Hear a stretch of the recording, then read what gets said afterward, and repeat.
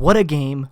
What a finish. Pierre-Luc Dubois has arrived, ladies and gentlemen. Welcome back to another one of my Winnipeg Jets game recaps. This game is coming after Game 17 against the Vancouver Canucks, where the Winnipeg Jets won in a crazy overtime game, and this was just a wild game to talk about because I kind of like a lot of game day reviews, game recaps, whatever you want to call these videos that I've done, where I share my opinions on the way the Winnipeg Jets performed.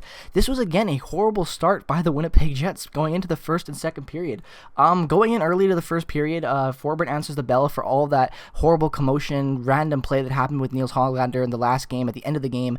It was just a really weird play. I shared my thoughts on that in my last video, but I didn't really like Forbort going after him with like 40 seconds left. Yeah, Hoglander was, maybe playing a little bit of risky hockey, but again, he's a rookie, and it's just, you just don't need to do that play at the end of the game, in my opinion. I don't really care that it happened, or don't care. I don't have any hate for Forbort or Hoglander. I just think it's a really unnecessary play and thing to consider doing at the end of the game, but nonetheless, he answered the bell this game against, oh my god, I can't even remember the name who he fought on the Canucks right now, but I know who he is. I think it was Zach McEwen, if I'm not mistaken, actually.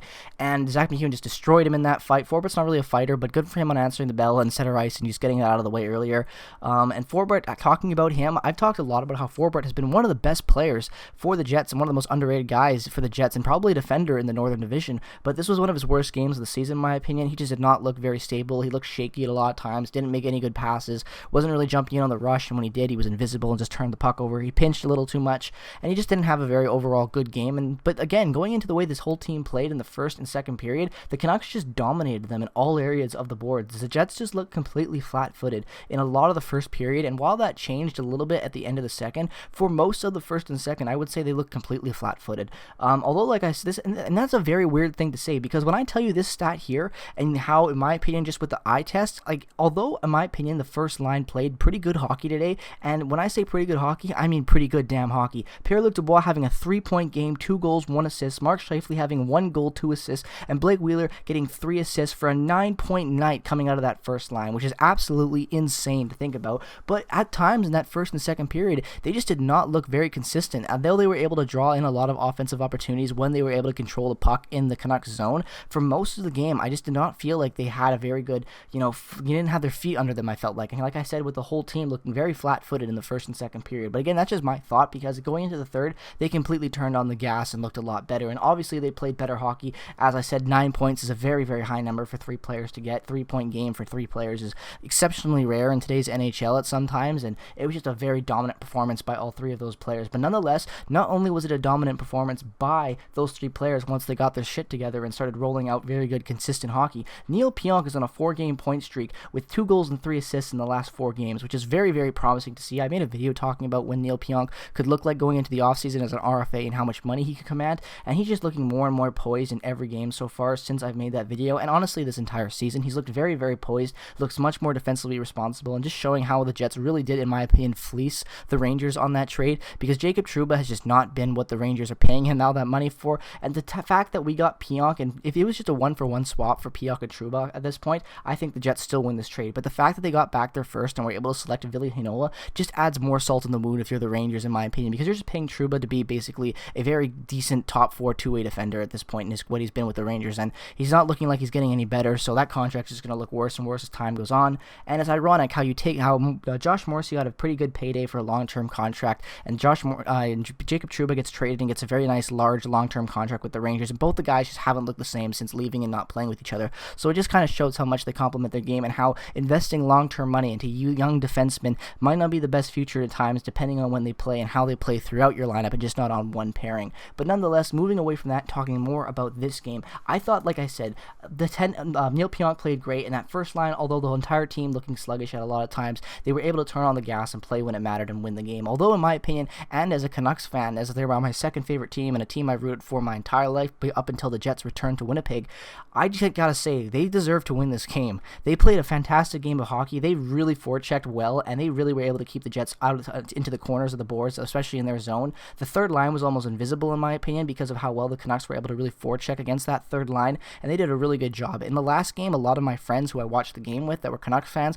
were really asking me a lot of questions about Mason Appleton and who he is and how well he's been playing in his performance, because they were very impressed by how well he played on that third line. And I guess the Canucks noticed that as well, because they really limited that third line's opportunity offensively and how much they were able to control the puck in the Canucks zone the entire game from the first to the end of the third, in my opinion. And although they've been playing pretty consistent hockey throughout the entire year, in my opinion, that third line, and where they've all been playing how well, I think that moving over from this game, they need to take a little bit more consideration and maybe work into a little bit more how they play the puck and not rely so much on the corner boards, and maybe try to dominate a little bit more in the center of the ice, because they were just really being boxed out heavily tonight. Lowry couldn't do everything, and Kopp neither could as well, and it just did not look like a very good overall performance by them in that bottom three, and also the fourth line as well. I've been saying this on Twitter a lot recently. Nate Thompson's bringing absolutely nothing to this. The first period and second period, the Jets were just rough looking, as I've said already this video, and I really wanted to see another fight commence. I wanted to get the team spirits going. If you're going to have a guy like Nate Thompson and Trevor Lewison, one of those guys shouldn't be scared to drop the gloves, and especially a guy like Nate Thompson, and I just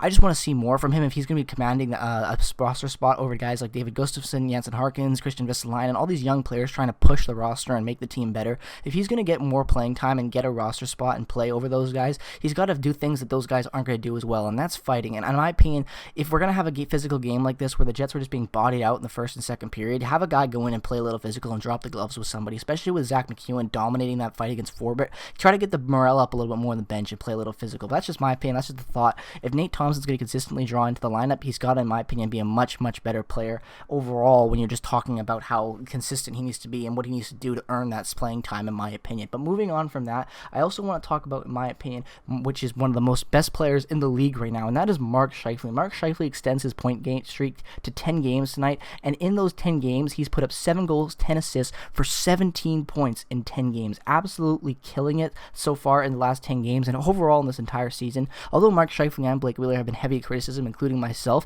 they have consistently put up points in offensive numbers, and as much as I would like to see Scheifele's defensive game improve, and that for as Wheeler as well, I can't take away the fact that Scheifele is playing amazing hockey offensively right now with 7 goals, 10 assists for 17 points in that 10-game point streak that he's currently on, and I'm looking forward to see 10-game point streak, excuse me there about that, but nonetheless, I'm looking very forward to see what can happen with Scheifele moving forward if he continues to keep this type of offensive pressure up, and what teams are going to do to try to limit his offensive opportunities because of how well he's playing.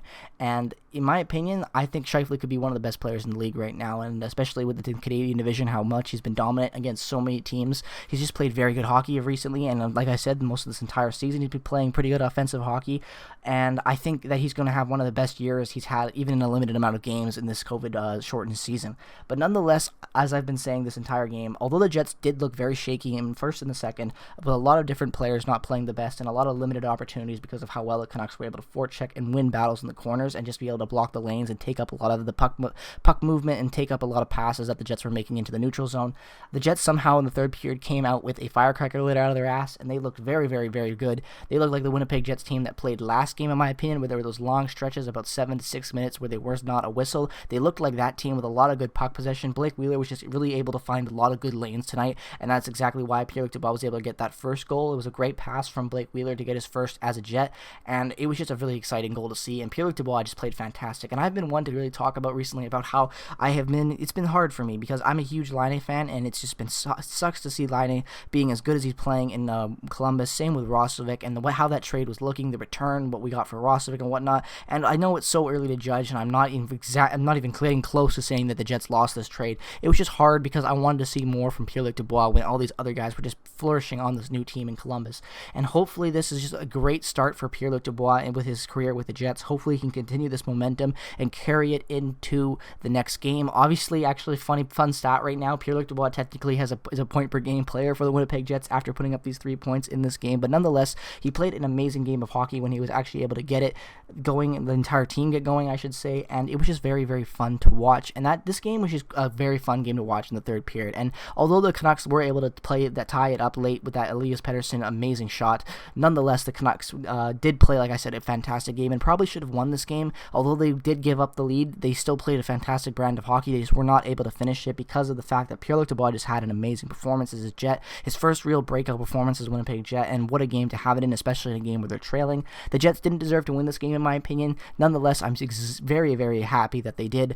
And although the only thing I would have to say is that Canucks fans, in my opinion, the last 2 games could have went either way. You could have either won the last 2 games or you could have lost 11 like you did. And I think that although you've been playing better hockey and had that bad start, don't think of these games as any big setbacks because there's a lot of promise to look at in even the improvement from that first game and how little feel they shot the puck going into this game. So if you're a Canucks fan out there watching this video, just know that although it does suck, and I get it, losing twice in a row in very close games, there is a lot of good to see within these games, and hopefully you'll be able to carry that into your next series. With all that being said, I'm going to end the video here. This was a fantastic game for the Winnipeg Jets. Let me know all your thoughts down in the comments below. As always, what your thoughts were on the individual performances, what your thoughts were on Pierre-Luc Dubois and whatnot, and let me know all your thoughts just in general on this game down in the comment section below. If you're a fan of this hockey, and if, regardless of the team you root for, definitely consider dropping a subscription and turning on notifications if you haven't already. Also, if you're interested in following me on Twitter, my link is in the description there. You can see me post just more and more thoughts and whatnot about daily things that happen in the league regarding the Winnipeg Jets and whatnot in hockey, and just I don't have time to make videos on. You'll be able to see it down on my Twitter feed down if you click that follow button in the link in the description below. Nonetheless, thank you guys so much for watching this video. I'm Peg City Hockey. Peace, love, and positivity as always. I will see you guys in the next video. Go Jets, go!